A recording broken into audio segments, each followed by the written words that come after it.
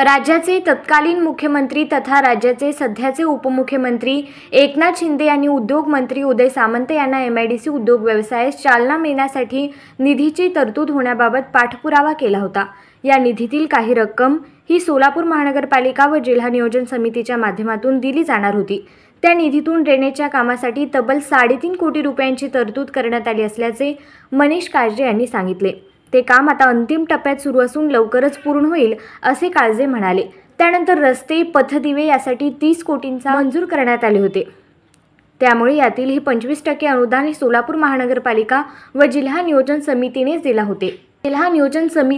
होता। त्यामुळे येथील विकास कामांसाठी मनीष काळजे यांच्या पाठपुराव्यानंतर प्राप्त झाला आणि विकास साधला गेल्याचा दावा काळजे यांनी माध्यमांशी बोलताना सांगितले। याच विकासाच्या मुद्द्यावरून आता राजकारण तापताना दिसत आहे। याच विकासाच्या मुद्द्यावरून सत्ताधारी आमदार श्रेय घेण्याचे काम करत असल्याचा थेट आरोप मनीष काळजे यांनी केला आहे। याच विकास कामांसाठी आपण सातत्याने पाठपुरावा केला होता। यानंतर अक्कलकोट रोड एमआयडीसी परिसराचा कायापालट झाला असल्याचे काळजे म्हणाले। याचे श्रेय उद्योग मंत्री उदय सामंत, तत्कालीन मुख्यमंत्री तथा सध्याचे उपमुख्यमंत्री एकनाथ भाईंनाच जाते। त्यांच्या नेतृत्वात आपण या परिसराचा विकास करू शकलो।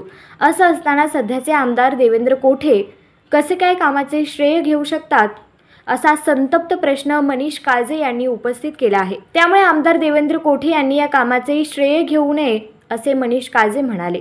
यावरून आता राजकीय वर्तुळात चर्चेला उधाण आल्याचं प्रथम दर्शनी दिसून येत आहे।